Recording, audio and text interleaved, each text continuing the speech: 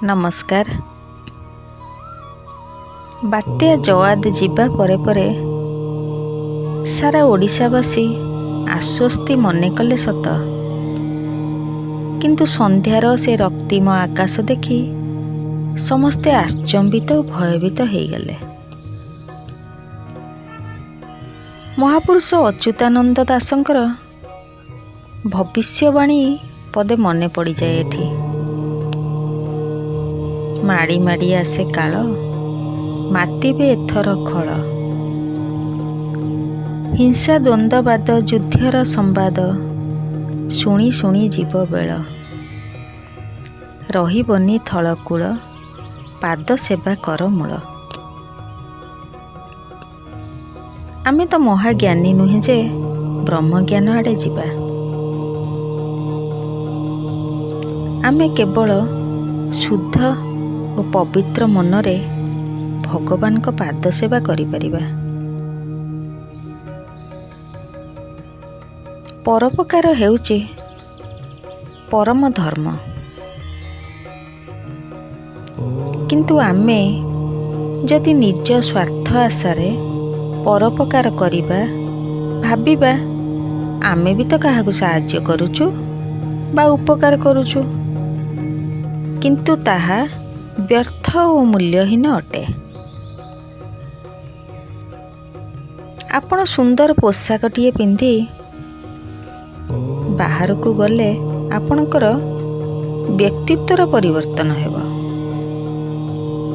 ଲୋକ କେବଳ ଆପଣଙ୍କୁ ଦେଖିବେ, କିନ୍ତୁ ସୁନ୍ଦର ଆଚରଣ ଓ ଉଚ୍ଚାରଣ ଆପଣଙ୍କ ଜୀବନକୁ ବଦଳେଇ ଦେବ। ଏ ଦୁନିଆ ଆପଣଙ୍କୁ ମନେ ରଖିବ।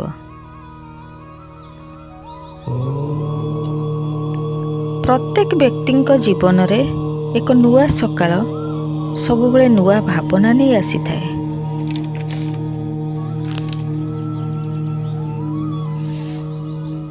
ତେଣୁ ସକାଳୁ ପ୍ରଭୁଙ୍କୁ ସ୍ମରଣ କରି ଆମେ କିଛି ନୂଆ କରିବା।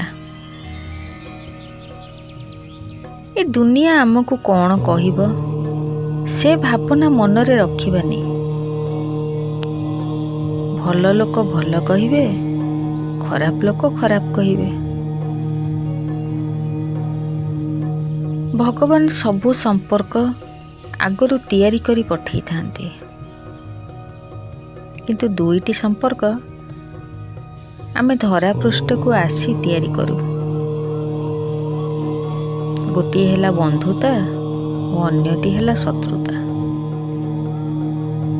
ତାହେଲେ ଆମେ ବନ୍ଧୁତା ତିଆରି କରିବା, ଶତ୍ରୁତା ଆପେ ଆପେ ତିଆରି ହେଇଯିବ। ଦୁଶ୍ଚିନ୍ତା ଆପଣଙ୍କର ଆଗାମୀକାଲିର ଦୁଃଖ ଦୂର କରିପାରେ, କିନ୍ତୁ ଆଜିର ସୁଖଟିକୁ ଜୋର ଜବରଦସ୍ତ ଭାବେ ଛଡ଼େଇ ନେବ। ତେଣୁ ନିନ୍ଦୁକର କଥା ଶୁଣି ଆପଣଙ୍କର ଲକ୍ଷ୍ୟ ବଦଳାନ୍ତୁ ନାହିଁ,